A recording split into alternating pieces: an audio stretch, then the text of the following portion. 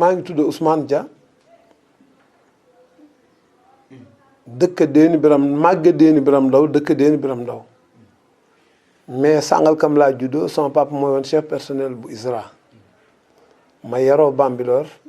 màgge Déni Biram Ndaw découpage administratif boo ma ko laajee dinaa ci mën a tontu parce que parti socialiste ñoo ko fi jëkkee bi ñu nekkee parti socialiste parce que Rufisque benn départ kii rek la woon maire Rufisque rek moo amoon mais ak këral yi ak tendance yi am si kii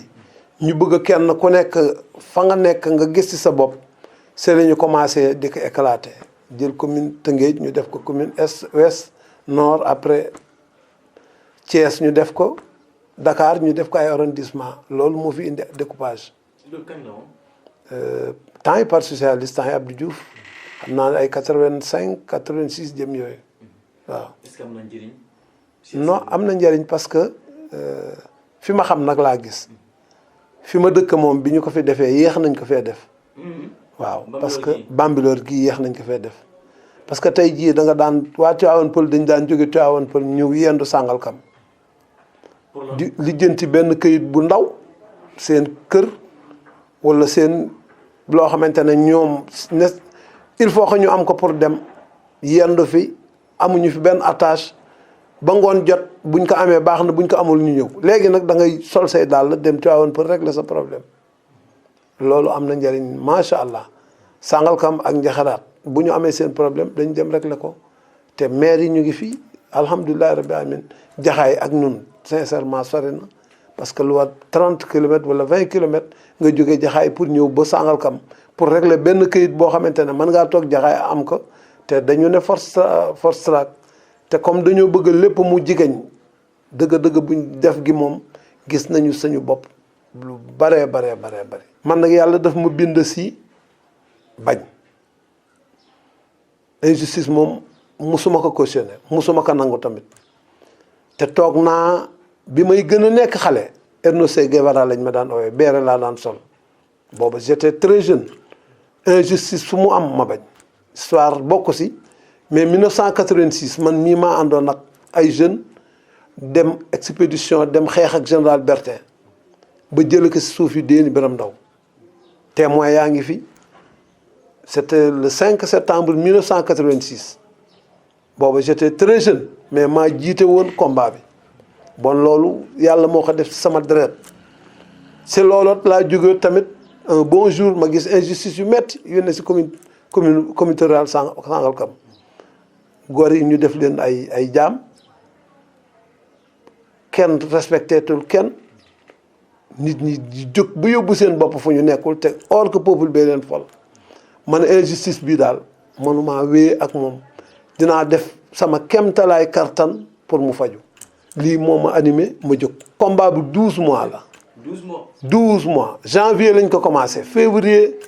président de la république ñëw Dakar Mbaye Jacques Diop la soxnaam génne àddina bi mu génnee àddina mu ñëw fi ma ne lii daal dinaa profité ma bàyyi ba mu toog bay dem ma xaacu yuux président mu ñu ba tere mu ne bàyyi leen ko mu wax ma wax li ma koy bëgg a wax mu ne ma dinaa la recevoir dama ko ne président ñun commune Bam ñun comité ruralu Sangalkam la ñu fa nekk ak njaam moo ko raw góor ñi dootuñu ay gor ñu ni duma di ñu def lu leen neex te dëgg-dëgg basta metti na ñun nag dañoo bëgg ñu découper ñu dem mu ne ma dinaa recevoir Pape Diop était présent ak ay ñu baree bari c'est loolu nag laa ànd ak ay gor bi ma ñëwee waxtaan ak Abdou Aziz Gueye dama koy féliciter ndax bu amee ginnaaw yàlla ak yonante moom c'est la chef de village ak Zal Diop ak ay xale yu mel ni ñoom Tafa Sarr ñëw fekk nu en cours de route ñu ànd ñun ñii ñoo àndoon noyau bi rencontre dirigeants yi président matérialisé ko oo nu guddi ñu dem mu jël alal teg sanu loxo ne dem leen xeex comme am ngeen leen naqari man dëkkuma fa yéen la naqari dem leen ñu jóg def sañuy pétition ba yóbbu lu bare bu dul 12000 ëpp na ko ñu dem yóbbu ko teg mu argumenté ko ñoo xamante ne dañ ne wéy au découpage dañoo bëgg ñu découper ñu dem te je crois que l'histoire nous a donné raison alhamdulilah rabbil alamin beaucoup de maires ñu ngi fi yoo xamante ne nag metti woon na parce que bi ñu saisiré Alioune Sow rek ministre toog nañu 6 mois yoo xamante ne moom day déglu di déglu suggestion yi di xool au début ñu bari xamuñu ni mu demee benn Bambilor rek la woon Bambilor Sangalkam la ñu defoon commune def Bambilor commune ñaari dëkk yooyu rek la woon yeneen yi bokkuñu si woon si sama yaatu ak sama yaatuwaay ak bëgg a defar maanaam Mamadou Ba pour kii ministre Aliou Sow sama rakka la maa ngi koy félicité di ko ñaanal jàmmi biir ak jàmmi biti ndax moo nu daggal buumi njaam yi maa ko ne découpage dina am te Tivaouane Peulh bu dee bëgg ngeen dem leen sore ngeen ak Bambilor Mamadou Ba dem ma dem si Ndondi Diop ku jigéen ku dëkk Jaxaay ma ne ko il est temps dem leen ñuy déglu Tivaouane ñuy déglu Kër Ndiaye Lo ak Kounoune pour découper leen 5 la woon mujj gi idée bi parce que comme nan na déglu si nit ñi avis nit ñi recueillir avis nit ñi Aliou Sow moo wax si weeru koor laa ne moo ma ne li tax Kounoune bi ma ko nee Kounoune mu ne ma Kounoune kat ñëw nañu fi non gis naa leen ci télévision seen chef de village ne bëggul découpage populu Kër Ndiaye Lo foofu population Kër Ndiaye Lo ak Kounoune ñu ne bëgguñu ku bëggul na kenn du la jox lii moo tax amuñu seen député bi yàlla na ko àllaaxiraam gënal àddina maa ko yóbbu si Aliou Sow mais c'était trop tard Aliou Sow na ko monture bi defar nañ ko ba noppi mais ku la si mën a wax lii ma lay wax kenn du la ko si wax man mii man la Aliou Sow daan toogal génn feuille bi génn ubbi ordinateur ma xanaa dugalal génneel billaay wallaay azim ba mu sotti man kese Adama Diop boo ko laajee mu ngi fi deewagul je crois que mooy président association des chefs de département mu ngi fi Kounoune laaj ko ak Mbeng c'était le chef de cabinet de Mbeng daal mu ngi woon foofu si ministère bi ñii daal ñoo àndoon ak sous-préfet Ibou Diop yàlla na ko àllaxaram gën àddinaam ba mu sotti. maintenant mun na ci ay arrestation sax. si lu nekk am na si lu metti na am na avant et après parce que nag metti na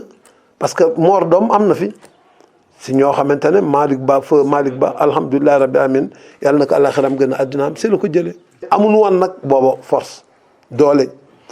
moyen financier dafa am koo xamante ne moo nu ko doon jox bu ko déggee dina tiit mais Papis Diop moo nu doon financé. Le maire de Tivaouane Peulh ma daan jox chaque vendredi 250 000. Tambo, qu'est-ce qu'il était? Il était quoi? booba c'était un promoteur rek bëgg développement dëkk bi booba amul sax ay ambition nekk maire mais sama xarit la xam na ne man li may dox nii mu ànd ak man danaa ak Omar ànd ak man bëggul kenn maire chaque vendredi ko un certain ñaa moom laay ñëw cité Doudou Bass mu jox ma 250 000 ma def sama poste man a gis presse bi man a def samay démarche ak samay déplacement combat la woon boo xamante ne ku ragaloon daw parce que nag pression bu ne gis nañu ko. tey nag ñu dégg ay expression injustice diggante communes yi boo xool nga dem dépasser Sangalkam qui est une pleine commune dem ba Kër Ndiaye Lo dem ba Kounoune tu te retrouves encore dans une autre commune de Bambilor qui est derrière tout ça on entend parfois découpage aussi est-ce qu'il y a amul gàllankoor quelque part est-ce qu'il y a amul conséquence tey. xam nga problème bi mooy. boo demee Kaolack da ngay def 26 kilomètres de Kaolack région de Fatick la 26 kilomètres de Kaolack kawoon boo demee wala nga dem sur la route bii dem Gossas bii dem dëkk bi waaye dëkk bi j'ai oublié la députée la foofu fi mu dëkk foofu la Ndiafat si Fatick la. te derrière Kaolack la te amul benn œuvre humaine bu sotti bu mat te ku buur ba léegi président Macky ak ñëpp ko contre parce que li tax li gën a tax mu accéléré ko mooy jour bi Omar Gueye demee mbët dem na bu ñu découper je vais marcher sur le palais Aliou Sow m'a appelé 2 heures quelque dama Ousmane dégg nga li waa ji wax man ko dégg naa ko. waaw mbët la déclaration de mbët. mu ne bu ñu ko découper il va marcher sur le palais que état nag du seetaan yenn yi Aliou Sow dem na ba démissionné tey ma wax la ko bind na lettre démission bi président di recevoir les chefs de village Aliou Sow demul parce que boobu am na pression yu président jot benn ka lii daal dootuma ko def parce que daal non dootul am. man ne Ndiawar Touré à son lit d'hôpital mu nga France ñëwaatul ba tey moo ma envoyé texto 6 heures du matin ne ma tey boo leen dimbaliwul Aliou Sow demain vendredi ngeen dem fa dina démissionner ma woote c'était le jeudi. waaw man c'était le jeudi ma dem si Aziz wax ko mu ne bu ngoonee nañu woote sama kër yàlla Aziz yàlla na yàlla guddal fanam am na lu muy bañ te as gor la ku dëgër la. chef de village bu Bambilor ñu woote këram bi ñu wootee këram ñëpp ñëw. am na sax ñu doon naa du ñu dem ma ne man dinaa yóbbu 5 cars 3 cars non 4 cars laa ne laay yóbbu Mamadou Ba ne ma dinaa yóbbu 10 cars par la suite nit ñi dem nañu ba 30 quelques cars le ministre bi mu génnee keroog il a été ému ay rango ñëm génn jour boobu la président signé décret bi c'était au mois de septembre wala octobre keroog la signé décret bi 3 heures du matin en 2011 3 heures du matin 3 heures 5 minutes le ministre m'a appelé 3 heures 20 minutes ma oo As Babacar naka bal ba tàkk na découpage am na loolu la ñu bëggoon enfin mais nag métti woon na lool ci lépp nag parce que ils avaient l'argent ak le pouvoir ñun on n'avait rien que des idées mais idées yu baax la ñu yoroon pour développer ce secteur te tey l'histoire nous a donné raison parce que le premier magistrat de la ville de Bambilor Ndiène Diop ñu ngi koy féliciter mu ngi liggéey bu am solo. damay toog ak samay doom dama leen naa mission terminée billahi wallahi azim ma deewoon tàlli parce que wóor na ma ne sama dund yàquwul sama dund fii si commune Bambilor sànniw ma ko parce que nag quel que soit alpha l'histoire retiendra que ministre bi dafa ñëw fii temps yii le passé Aliou Sow il est venu c'est un frère dama koy gërëm di ko sant mu ñëw fii si kër gi ne ma damay def papier damay bind tous les maires yow ñu utal la journée wala ñu teral la ba ñëpp xam ne lii yaa ko fi def kenn defu ko lu dul yow ma ànd ak ay gor Zal ak Aziz fu ma tudd naa leen tudd Zal moom sama cheikh la 66 ba léegi on est maag moom ñu ngi ànd 66 jusqu'à présent tàggoowuñu muy ay gor idée bu ma lu ma sax mu matérialiser ko moom it lu mu sax mu matérialiser ko Aziz di sanu mag di xëccoo ak ay jeunes yoo xamante ne ñoom Baye Modou ay xale yu dëgër yoo xamante ne ñu ngi Bambilor tey bu ma toogee dégg ñenn ñi di wax ay Bambilor damay tiit parce que ils n'ont rien fait pour Bambilor bi nu bëggee commune bi ils étaient là-bas derrière le mur di raser mur yi ne d'accord ñu tey ñuy soxla commune bi waru leen dañoo war a tàllal def profil bas njeñ li yëf yi tàng musu see wax dara daa toog wax mais am na ñoo xamante ne waxoon nañu de ne bëgguñu découpage tey jii ñoo bëgg jiite Bambilor dama lay wax ne découpage bi ñun ñii la Aziz Gueye Zal Diop Ousmane Dia les témoins sont là Thierno Amadou nag ab sëriñ la bu doon appuyer ci kaw mais bataille bi ñun noo ko doon xeex ñun ñoo ko xeex kenn fekkuñu ci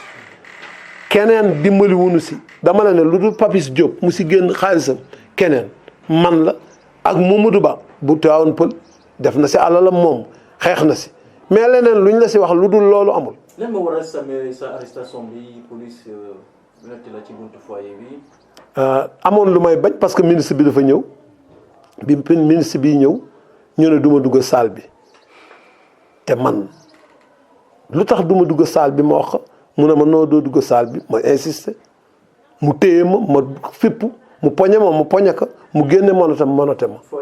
foyer des jeunes de Bambilor jour boobu keroog Aliou Sow était là-bas. am na leneen bu gën a pire arrêté nañ ma. après. lan moo ko waral. taxal nu ne on a vendu des centaines d'hectares le sous-préfet Ousmane Dia ak le président de la délégation spéciale ci Assane Ali Ndiaye koor laa ne le gendarme qui l'avait fait mu ngi fi le procureur mu ngi dund j'ai résisté man oo nañu ma wax ma ne ma njool mi lañ soxna on n'a pas besoin de toi pour nga taxal ko ma ne lan la def ñu ne non procureur juge bi fi nekkoon maa aussi moom ma inculpé woon bi ma demee dama ko ne du ma dee si kaso bi dinaa génne la tête très haute ragaluma fi ma jëm mu ne ma xam nga ko ma ne ko billaahi ragaluma sama yaay liggéey na ma loo xamante ne dinaa génn parce que je n'ai rien fait te l'histoire m'a donné je suis présent maa ngi nii taxaw janloog yéen. li nga wax yëpp lépp dara am ci. non noonu lañ ma bàyyi non lieu total ma dem jaaruma tribunal ba tey. léeg-léeg boo dégg Sangalkam tamit tey. mais booba ils étaient là parce que bi Ablaye Wade demee Macky ñëw waa ñu ne comme ñii ñoo fi nekkoon jëlaat nañu tous les outils yi ñu fi nekkoon nañ leen xeex mais yàlla gëmmul nelawul il est toujours présent te dama kaa gëm bu baax a baax te taalibe Cheikh la du ma daw du ma ragal bu doon alal la bon am naa ko si ñoom parce que toutes sortes de corruption wax nañ ma ko am bàyyil wax ji bàyyil mu sedd ñu jox la fii mais j'ai refusé maa ngi nii sama papa 1938 38 39 45 bi France ootee il a répondu présent bon du ma fi bàyyi doom may fayir xalaatuma ko te jusqu'à présent lu ma war a bañ dama koy bañ biñ demee ba état kii damaa taxawaat génn taxawaat sàmm sa moomeel maa ko créé man à Déni Biram Ndaw bon ça pour tellement que lu ma war a bañ man dama koy bañ waaw. Est-ce que les maires tey sont reconnaissants envers la personne de Ousmane Dia est-ce qu'ils sont reconnaissants. soxlawuma ñu reconnaissant mais ñoom xam nañu. reconnaissance la wax reconnaissance. C'est important. Papis de hier il m'a appelé Mor Sarr ba ne m'a jamais appelé parce que loolu la mais dama la ne liggéey bi utuma si woon ak pay ak yàlla ak samay njaboot xam nañu ma yar naa leen yor naa leen te ku tudd Ousmane Dia mënoo see wax lu ñaaw lu dul lu rafet te loolu laa bëgg a def ba dee te ba léegi bu ma gisee injustice dinaa jóg solaat sama mbubb moom ma daan sol combattre. président Macky Sall gis li mel ni injustice campagne mu ngi doon wax bu ma ñëw après je vais rétablir l'injustice dans les trucs Sangalkam gën a yaatal tuuti quoi est-ce que. loolu ku la ko wax biñ koy wax Aliou Sow maa appelé wax ma ne ma Ousmane man mun a ma mënuñu ko découpage bi mun a ma ni ma ko def nit mënu kaa laal. waaw nit mënu kaa laal doomu aadama xanaa delluwaat def découpage mais pour defaraat ville yi mun a ma impossible. je l'ai fait parce que xaw ma woon sama suba xaw ma woon sama tey moo tax ni ma ko defee mun a ma nit mën ko faa jële. pourtant c'est dans certaines suites c'est peu que Ndiaye ñu rattaché ko Sangalkam. fan si. parce que Ndiaye boobu noonu ñu rattaché ko Sangalkam mu man de Bambilor gi ku ko bëgg a laal dinaa jógaat na ma daan jógee. pare ko non ya xam pare. non fii kenn du fi nekk di pare benn pare rek laay def dem barsàq te nag si lii développé fii c'est la bokk la caisse de dépôt et de consignation Thierno Seydou Niane bi ñu ñëwee man maa leen téye caisse de sécurité sociale man maa leen fi représenté woon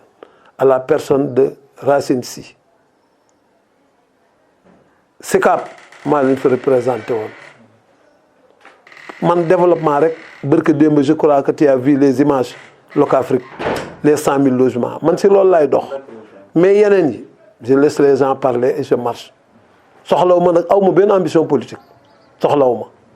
donc parfois on comprend keneen di nekk diggante maire commune yi 4C wala 6C parfois c'est historique ça dépasse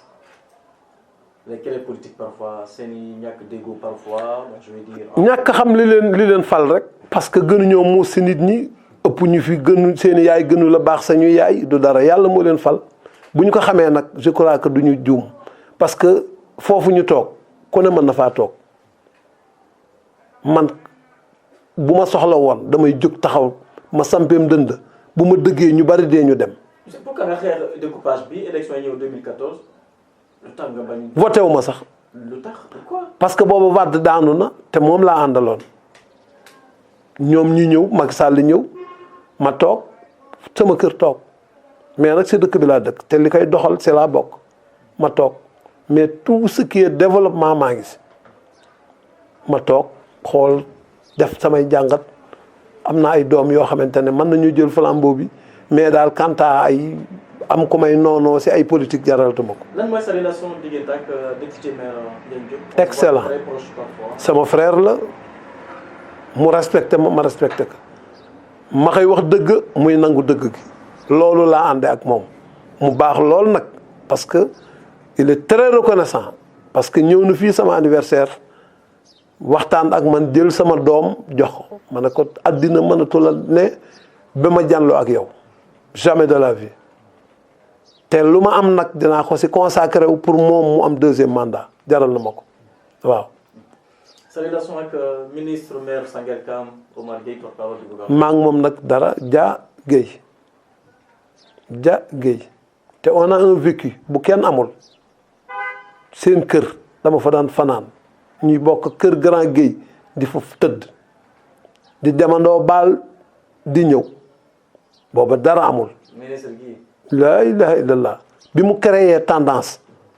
parti socialiste man maa ko doon défendre les gens sont là demandel Makhoudia Ndour wala nga laaj bi ñu nee duñ ko jaay carte man maa taxaw ba ñu jaay ko carte Louis Dacosta moo fi ñëwoon lii ma lay wax na nga dem si chef du village du Sangalkam Souka Diouf wala Basmar nga laaj kan mooy Ousmane Dia foofu man maay woon général am foofu mais politique moo nu boole parce que bëgguloon découpage bi man ma bëgg découpage bi yaa moor dom am mu mere ma mais jariñu ma dara maa ngi añ reer di ndékki fekk nga ma fii waaw yor sama njaboot di taalibi Cheikh dara la ma jariñu ma ko dara l'essentiel du ma ko wax lu ñaaw moom du ma wax lu ñaaw. sa relation ak maire Tivaouane Peulh Papis. oh boo fixe sama rakka la bi yaayam génnee àddina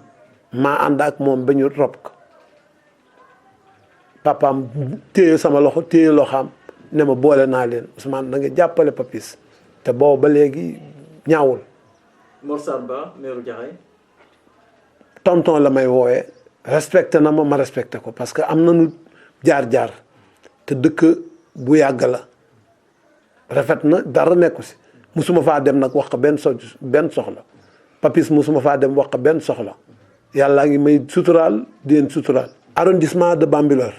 bu njëkk sax dañ defoon arrondissement de Sangalkam mais maire ak ñun ñooy wax ba ñu dindi loolu def arrondissement de Bambilor ni ñu defee nag ba arrondissement de Bambilor am siège bi nekk fa si la ñuy def bu soobee yàlla ak yonantu ba nga gis Bambilor am ay locaux flambant neuf maire ba nekk fa kii ba préfet sous préfet bi nekk fa. loolu sunu combat la boo xamante ne dinañ ko mëne te incha allah yàlla dinañ ko defal. c'est pas perdu tamit. non perdu amul parce que état ñun sunu bopp du yoon incohérence la incohérence moom la mënuñu nekk commune Bambilor maire bi nekk commune kii bi le sous préfet nekk foofu bataille kii administratif la woon bu ñu fa def mais ñun sunu bopp. am na nu mat goo xamante ne deenu ko xeex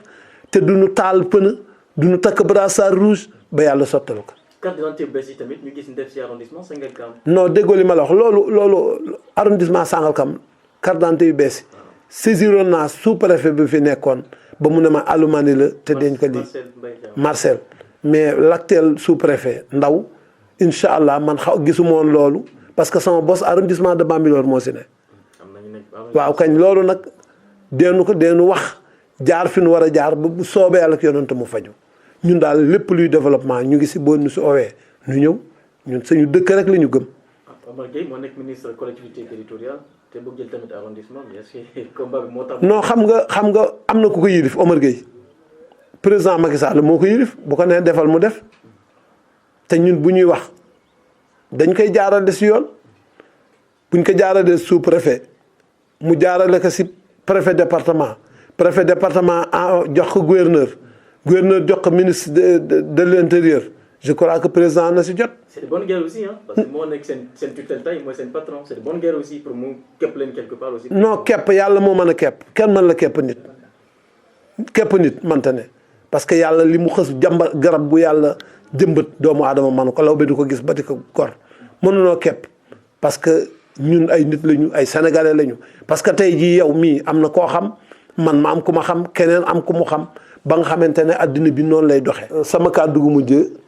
di ñaan élection yi nag président de la république ñu tëgg ko ci janvier bi ñu tëgg ko ci 2021 bi rek respecter calendrier républicain nit ñi voté kuy gañe ku gañewul dem toog te Sénégal dañu war a bàyyi campagne permanent. nit ki boo ko falee bàyyi ko mu déroulé bu paree nga taxaw laaj mais fal nit ki bu asamaan si tey nga créer tendance bëgg kaa def 5 ans loolu doxalul réew te politique nag du métier dañ koy def mais du métier bon ñu gën a jàppande gën a dëggal parce que ñoo dëkkante man ñoo xasante mën nañoo xuloo mais duñu xaste parce que ñun ñëpp ñoo bokk. Ousmane Dia sera candidat à la prochaine élection locale. non man amut benn candidat de laa am. mooy kan. benn candidat laa bëgg a nekk muy nekk taalibe Cheikh gëm Cheikh Seydi Hadji Malick Sy ak Serigne Babacar Sy aw ma leneen lu ma bëgg si àdduna lu loolu benn ambition politique. aw ma soxlaw ma. lu tax. jaralatuma ko jaraloon na ma ko mais jaralatuma ko. ki ñu yàlla jox boole na ma si yëg na ma maa ngi koy jàppale te dama koy wax ne dinaa ko jàppale ba ñëpp xam ne jàppale naa ko. ñu ngi lay gërëm di la jaajëfal. man it maa gën a kontaan di ñaan yéen it lii ngeen kontaan nañ ci loolu ndax bu njëkk bi ñuy xeex lii amu fi woon di nag support bu baax la man de li ma am bariwul dinaa ko bokk ak yéen te dinaa leen booleeg ñi ma yàlla booleel incha allah jërë ngeen jëf.